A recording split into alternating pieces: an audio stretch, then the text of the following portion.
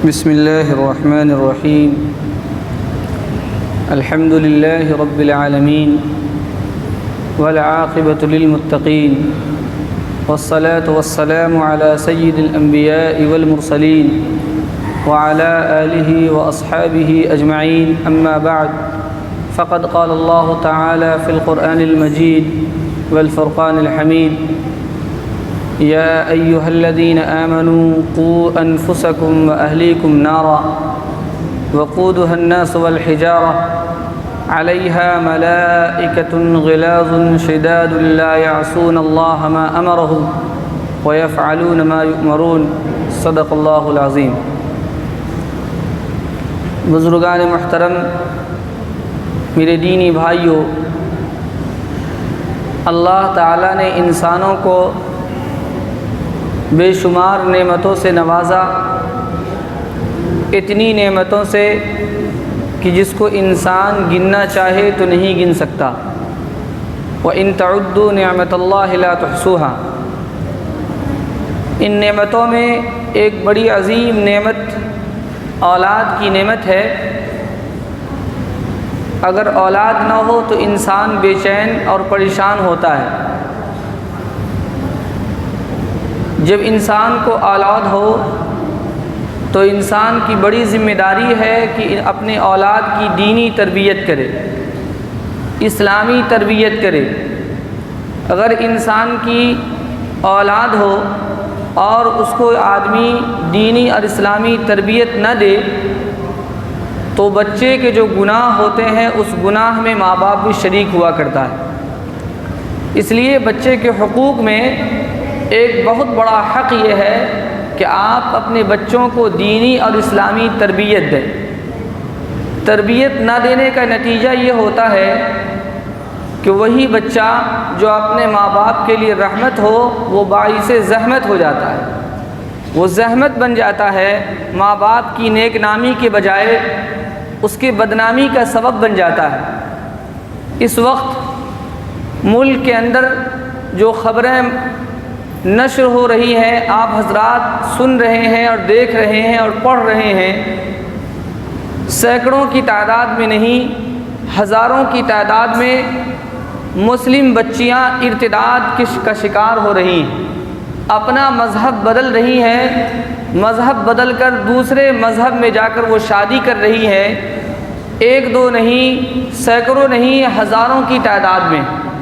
ایک مشہور اخبار کی رپورٹ کے مطابق پچھلے 3 سالوں کے اندر 40,000 لڑکیاں اسلام کو چھوڑ کر دوسرے مذہب میں جا چکی ہیں اور دوسرے مذہب میں وہ شادی کر چکی ہیں.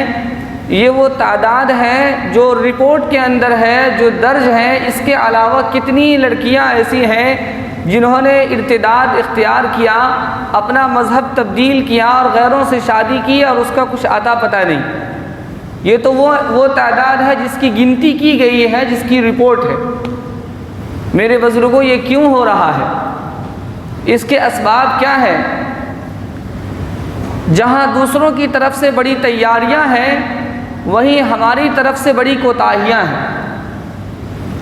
اس وقت اسلام دشمن طاقتیں اس نئی نسل سے اسلام کو مٹانے کے لیے اور ان سے اسلام کی دولت کو چھیننے کے لیے بھرپور کوشش کر رہی ہے اور اس کا شکار ہماری بچیاں ہو رہی ہیں.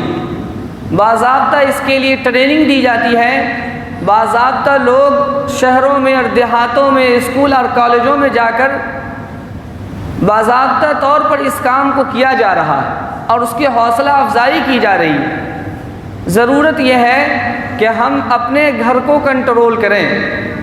جب برسات آتا ہے اور بارش کا زمانہ آتا ہے اور بارش ہونے لگے، ایک آدمی بارش کے اندر نکل پڑے اور اس کے جسم پر بارش کے چھینٹے پڑے اور وہ بارش کو گالی دے کہ یہ بارش میرے جسم پر کیوں پڑ رہی ہے، تو یہ اس کے دماغ کی کمی کی علامت ہے، اس کے پاگل ہونے کی دلیل ہے. اگر وہ عقل مند ہوتا تو بارش کے اندر نکلنے سے پہلے چھتری کا انتظام کرتا. جس کے گھر ٹوٹے ہوئے ہوتے ہیں جس کی چھت ٹپکتی ہے، جس کے گھر میں پانی گرتے ہیں، وہ برسات آنے سے پہلے اپنے گھر کو مضبوط کرتے ہیں اور پانی سے بچنے کا انتظام کرتے ہیں۔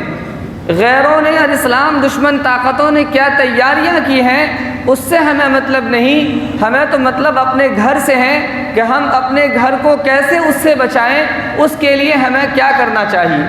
میں نے قرآن کریم کی جس آیت کی تلاوت کی ہے، اس آیت کریمہ میں اللہ تبارک و تعالیٰ نے اولاد کی تربیت کو بتایا ہے کہ اولاد کی تربیت ہم کس طرح سے کریں اور کس حد تک کریں۔ فرماتے ہیں یا ایھا الذین آمنوا قوا انفسکم واہلیکم نارا، اے لوگو اپنے آپ کو اور اپنے گھر والوں کو، اپنی اولاد کو اور اپنی بیوی بچوں کو جہنم کے آگ سے بچاؤ۔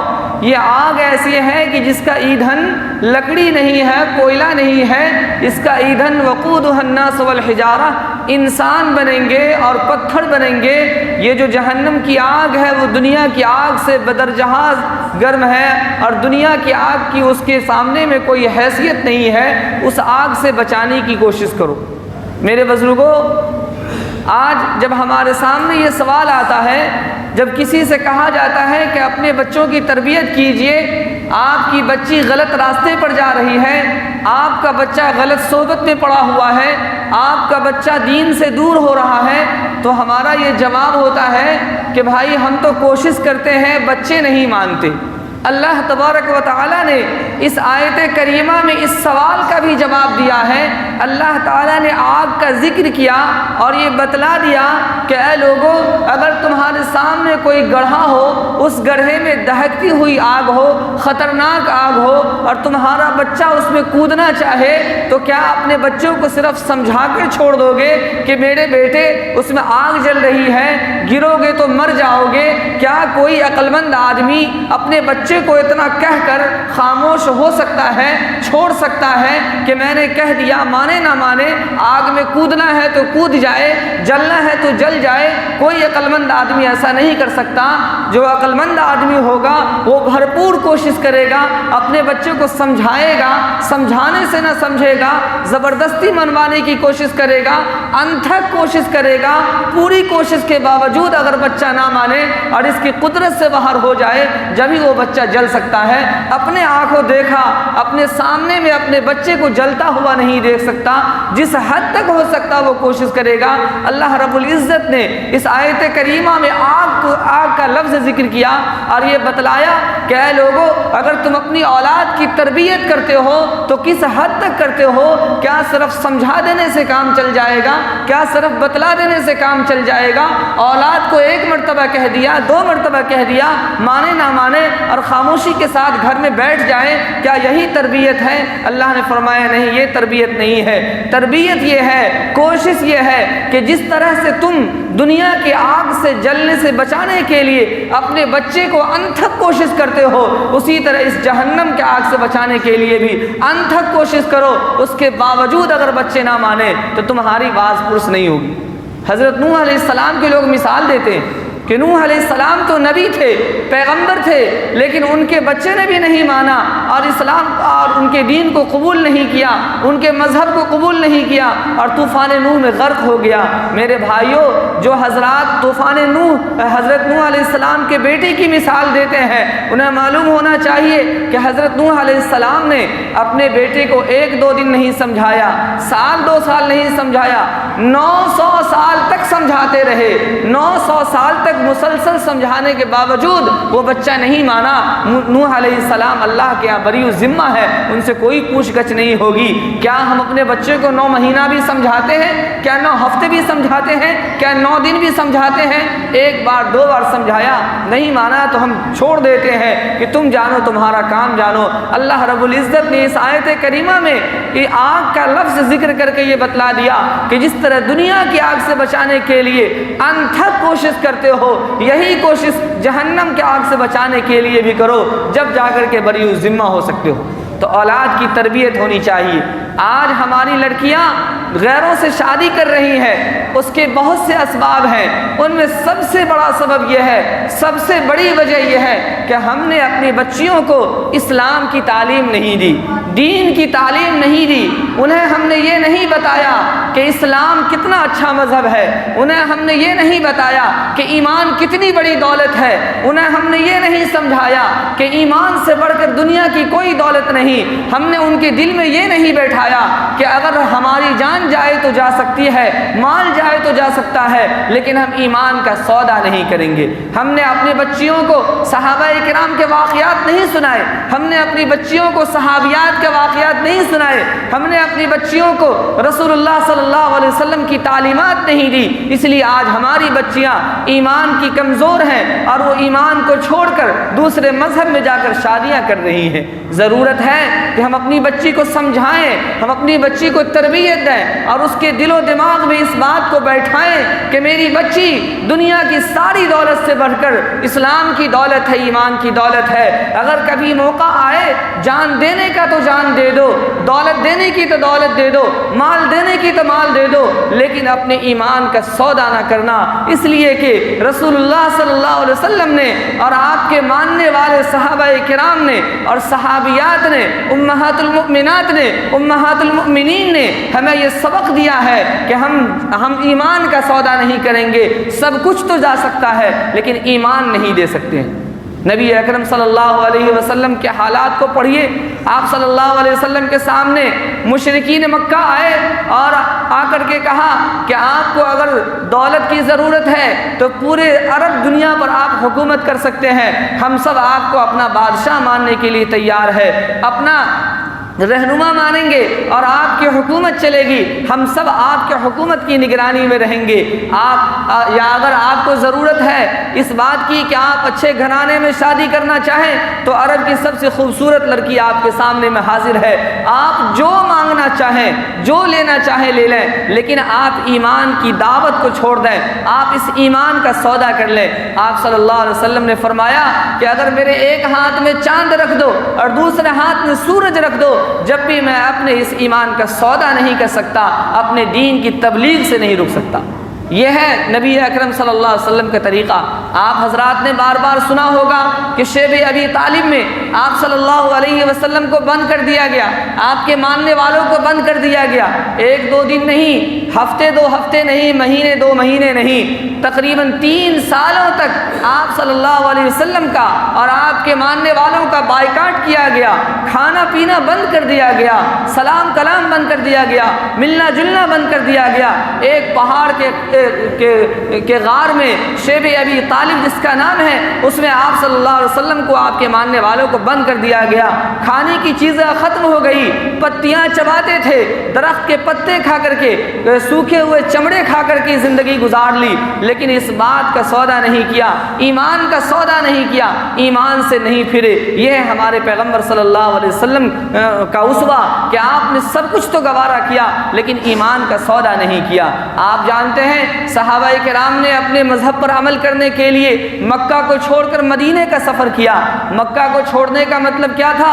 مکہ کو چھوڑنے کا مطلب تھا کہ کوئی صحابی اپنا مکان چھوڑ رہا ہے تو کوئی اپنی دکان چھوڑ رہا ہے، کوئی جائیداد چھوڑ رہا ہے، کوئی ماں باپ کو چھوڑ رہا ہے، کوئی بیوی بچوں کو چھوڑ رہا ہے، سب کچھ تو گوارا کر لیا لیکن اپنے ایمان کا سودا نہیں کیا۔ یہ ہے ایمان کی دولت۔ اپنی بچی کے دل میں بیٹھائیں اس بات کو کہ سب کچھ ہم گوارا کر سکتے ہیں لیکن ایمان کا سودا نہیں کر سکتے۔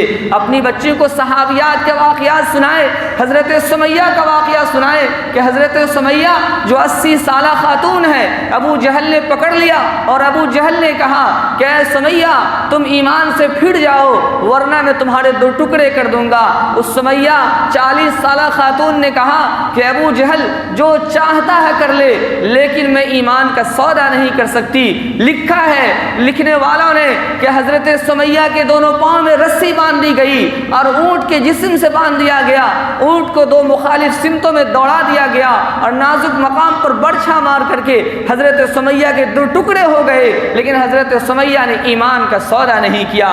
آپ اپنی بچی کے دل و دماغ کے اندر یہ واقعہ بیٹھائیں اور یہ بتلائیں کہ ایمان کتنی بڑی دولت ہے۔ جسم کے دو ٹکڑے تو ہو سکتے ہیں لیکن ہم ایمان کا سودا نہیں کر سکتے۔ اپنی بچی کو سنائیں کہ حضرت صہیب رومی رضی اللہ تعالی عنہ جب ہجرت کر کے مدینہ کی طرف جا رہے تھے، راستے میں مشرکین مکہ نے گرفتار کر لیا اور حضرت صہیب رومی رضی اللہ عنہ سے کہا کہ تم مکہ سے مدینہ نہیں جا سکتے۔ حضرت صہیب رضی اللہ عنہ نے کہا کہ جو لینا چاہتے ہو لے لو، لیکن مجھے چھوڑ دو، میرے ایمان کا سودا نہ کرو۔ میں اپنے اسلام پر عمل کرنے کے لیے، اپنے ایمان کو بچانے کے لیے مدینہ جا رہا ہوں۔ لوگوں نے مشورہ کیا کہ بیوی بچے بہت بڑی چیز ہوتی ہے، اس لیے ایسا کرو کہ اس کے بیوی بچے لے لو اور اس کی دولت لے لو، یہ خود بخود واپس ہو جائے گا۔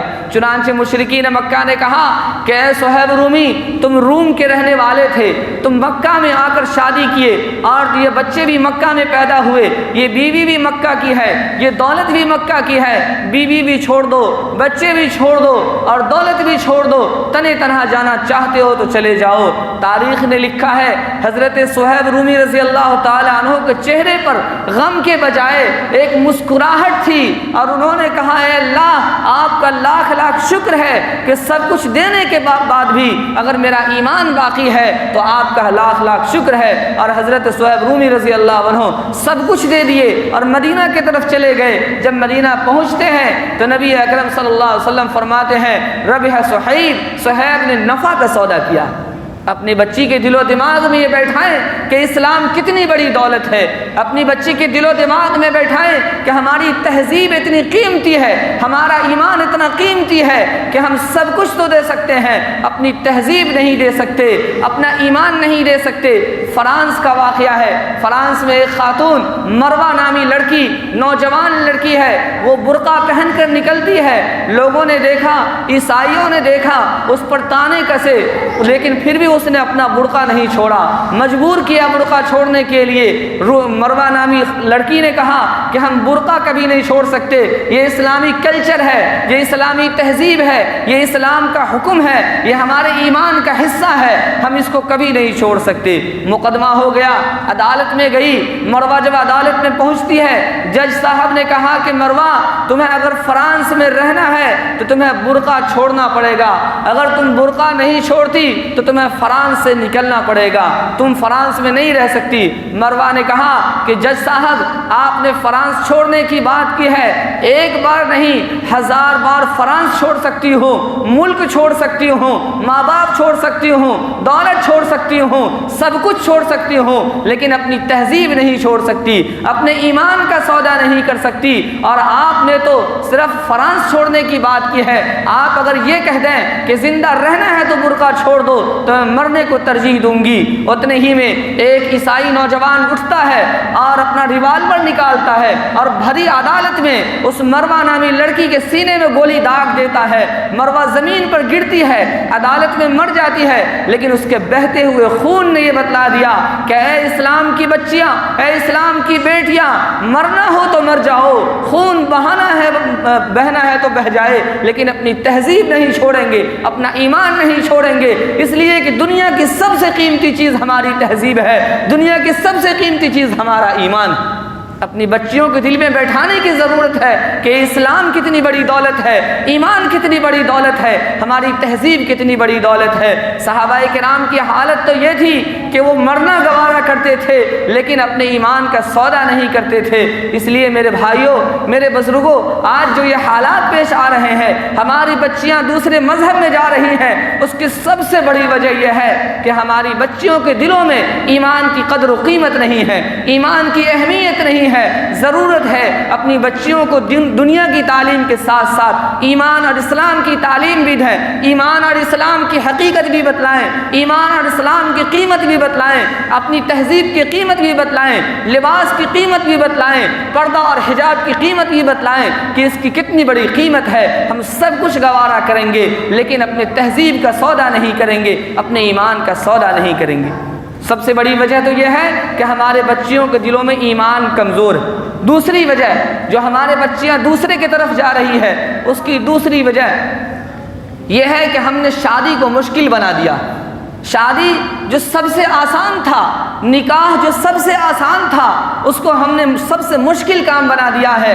افسوس ہوتا ہے، آنکھوں سے آنسو آتے ہیں، نوجوان چاہتا ہے شادی کرنا، لیکن ہمارے معاشرے کی وجہ سے، معاشرے کے رسم و رواج کی وجہ سے، معاشرے کے لین دین کی وجہ سے نوجوان شادی نہیں کرتا۔ باپ کے گھر میں جوان بیٹی ہے، شادی کی عمر ہو چکی ہے، لیکن باپ صرف اس لیے شادی نہیں کرتا کہ اس کے پاس اتنی دولت نہیں ہے جو بیٹی کو دے کر بھیج سکے۔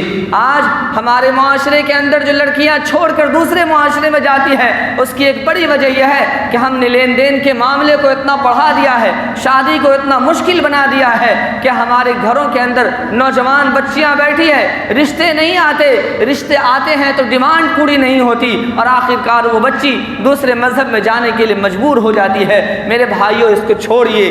نبی اکرم صلی اللہ علیہ وسلم نے فرمایا کہ سب سے بابرکت نکاح وہ ہے، اور سب سے بابرکت نکاح وہ ہے، اور سب سے زیادہ اللہ تعالیٰ اس نکاح میں برکت عطا فرماتے ہیں جس نکاح کے اندر کم خرچ ہو، اور جو نکاح سادگی کے ساتھ کیا جائے۔ ان اعظم النکاح برکتن ایسرہ مؤنتن و ایسرہ مؤنتن، کہ سب سے بابرکت نکاح وہ ہے جس میں کم خرچ ہو اور سب سے زیادہ سادگی کے ساتھ ہو۔ اس نکاح کی ترویج کیجیے، اس نکاح کو جاری کیجیے، ورنہ یہی صورتحال ہوگی، ہماری بچیاں دوسروں کی طرف بھاگتی رہے گی۔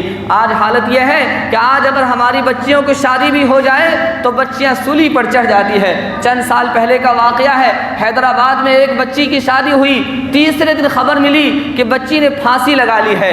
ماں باپ گئے، دیکھا تو بچی پھانسی پر لٹکی ہے، بچی کو پھانسی سے اتارا، کفن دفن کیا۔ باپ جب لوٹ کر گھر آیا تو دیکھا کہ بچی کے سرہانے میں تکیا کے نیچے ایک خط رکھا ہوا ہے۔ خط اٹھایا، خط میں لکھا ہوا تھا، بچی نے لکھا تھا کہ میرے ابو، میں تو جا رہی ہوں، لیکن جاتے جاتے یہ پیغام دے کر جا رہی ہوں، میرا یہ پیغام ہر اس شخص تک پہنچا دیجیے گا جس کے گھر میں بچی پل رہی ہے، کہ جب وہ جہیز کا سامان دیں تو ساتھ میں جہیز کے سامان کے ساتھ ساتھ کفن کا کپڑا بھی دے دے۔ معلوم نہیں کون سی ایسی رات گزرے جو اس کی موت کی رات ہو، کم سے کم آخری نیند تو اپنے باپ کے دیے ہوئے کپڑے میں سو جائے۔ یہ اس بات کو، اپنے باپ کو اس بچی نے پیغام لکھا تھا۔ میرے بھائیوں، یہ کیوں ہو رہا ہے؟ یہ اس لیے ہو رہا ہے کہ ہم نے شادی کو قیمتی بنا دیا، شادی کو مشکل بنا دیا، اس لیے آج ہماری بچی گھر چھوڑ کر جا رہی ہے۔ تیسری وجہ جو ہماری بچی اپنے گھر چھوڑ کر دوسرے کے مذہب میں جا رہی ہے، اس کی تیسری وجہ یہ ہے کہ ہم نے موبائل اور انٹرنیٹ ان کو فری کر دیا ہے۔ ہماری بچیاں ہاتھ میں موبائل رکھتی ہیں اور اس کے ذریعے سے برائیاں کرتی ہیں، اس کے نمبر دوسری جگہ پہنچتے ہیں اور وہاں سے رابطہ ہوتا ہے، اور رابطے کے ذریعے سے بچیاں گھر سے فرار ہوتی ہیں۔ اپنی بچیوں کو موبائل اگر دینا ہو، اگر ضرورت بھی ہو، تو اس سے کہیے کہ اپنے موبائل میں لاک نہ لگائے، اس سے کہیے اس کی نگرانی میں کام کروائیے۔ اگر موبائل کی شدید ضرورت ہے، کمپیوٹر کی شدید ضرورت ہے، تو اپنی نگرانی میں جتنی ضرورت ہو اتنا ہی کام کرے، اس سے زیادہ کام نہ کرے۔ آئے دن گاہے بگاہے اس کے موبائل کو چیک کرتے رہیے، اس کے کمپیوٹر کو چیک کرتے رہیے، جب ہی جا کر کے آپ اس پر قابو پا سکیں گے۔ اس کے ساتھ ہی اپنی بچیوں کا اس بات کا بھی خیال رکھیں کہ آج جو ہماری بچیاں کوچنگ جا رہی ہیں، اسکول جا رہی ہیں، ایسی جگہ بھیجیے جہاں صرف بچیاں پڑھتی ہو، ایسے اسکول میں ایڈمیشن کرائیے جہاں بچیوں کے پڑھنے کا نظام الگ ہو۔ آج سب سے بڑی برائی یہ ہے کہ ہماری بچیاں اور بچے ایک ساتھ اسکول میں مخلوط تعلیم حاصل کرتی ہے اور ایک ساتھ کوچنگ میں مخلوط تعلیم حاصل کرتی ہے، جس کا نتیجہ یہ ہوتا ہے کہ بچیاں آئے دن گھر سے فرار ہو رہی ہے۔ اس پر بھی کنٹرول کرنے کی ضرورت ہے۔ تو سب سے پہلی چیز یہ کہ اپنی بچیوں کو اسلامی تربیت دیجیے، دوسری چیز یہ کہ اپنی بچیوں کے موبائل اور انٹرنیٹ کی نگرانی کیجیے، تیسری چیز کہ اپنی بچیوں کی شادی کو آسان بنائیے۔ مسلمان نوجوان اپنی شادی کو آسان بنانے کی ہمت کر لے، جرأت کر لے، انشاءاللہ یہ معاملہ ختم ہو جائے گا۔ اور چوتھی چیز یہ کہ مخلوط تعلیم جو ہو رہی ہے اس سے اپنی بچیوں کو بچائیے۔ دیکھیے دنیا کیا کر رہی ہے، اسے نہیں دیکھنا ہے۔ اگر ہم اپنی نسل کو مسلمان بنانا چاہتے ہیں، اگر ہم اپنی نسل کو صحیح راستے پر چلانا چاہتے ہیں، تو سب سے زیادہ ضروری ہے اس کی اسلامی تربیت۔ اگر اسلامی تربیت نہ ہو تو ہماری اگلی نسل کیا بنے گی، اس کی کوئی گارنٹی نہیں۔ آپ کو حیرت ہوگی کہ انگلینڈ کا جو پرائم منسٹر ہے، اس پرائم منسٹر کا دادا یہ حافظ قرآن تھا۔ پرائم منسٹر جو انگلینڈ کا پرائم منسٹر ہے، اس کا پردادا حافظ قرآن تھا، اس کا نام علی کمال تھا، اور اس کا بیٹا عثمان تھا، اور عثمان کا بیٹا اسٹینلی جانسن ہے، اور اس کا بیٹا بورس جانسن ہے۔ سوچئے کہ یہ انگلینڈ کا جو پرائم منسٹر ہے، اس کا پردادا حافظ قرآن تھا، لیکن اس کی نسل میں آگے چل کر کے عیسائی بننے لگے۔ یہ کیوں ہوا؟ اس لیے کہ اس پرائم منسٹر کے پردادے نے اپنے بچے کی اسلامی تربیت نہیں کی۔ تو پردادا حافظ قرآن ہے، لیکن اس کا پرپوتا عیسائی بن گیا اور عیسائی بن کر حکومت کر رہا ہے۔ اس لیے ضرورت ہے کہ ہم اپنے بچوں کی اسلامی تربیت کریں۔ اگر اسلامی تربیت نہیں کریں گے تو ہماری نسل، اگلی نسل کیا بنے گی؟ مجوسی بنے گی، عیسائی بنے گی، یہودی بنے گی، مشرک بنے گی، اس کا کوئی بھروسہ نہیں۔ اس لیے میں آپ حضرات سے گزارش کرتا ہوں اس بات پر توجہ دیں۔ آج کے اس جمعہ کے اندر ملک بھر میں اس عنوان سے گفتگو کی گئی ہے، اس لیے میں نے بھی اسی عنوان پر گفتگو کی۔ یاد رکھیے، اپنی بچیوں کی نگرانی کیجیے، ٹیوشن کی، اسکول کی، جہاں مخلوط تعلیم ہو، جہاں مل جل کر لڑکے لڑکیاں پڑھتے ہوں، اس سے بچائیے۔ موبائل اور انٹرنیٹ پر آپ دھیان دیجئے، اس کا جائزہ لیجئے، جہیز اور تلک کے معاملے کو ختم کیجئے اور اسلامی تربیت دیجئے۔ سب سے ضروری یہ ہے اپنے بچوں کی دل و دماغ میں اسلامی تربیت کو بیٹھائیں، انشاءاللہ ان برائیوں سے ہم بچ جائیں گے۔ اللہ تبارک و تعالی ہم سب کو کہنے سننے سے زیادہ عمل کی توفیق عطا فرمائے۔ وآخر دعوانا ان الحمد للہ رب العالمین۔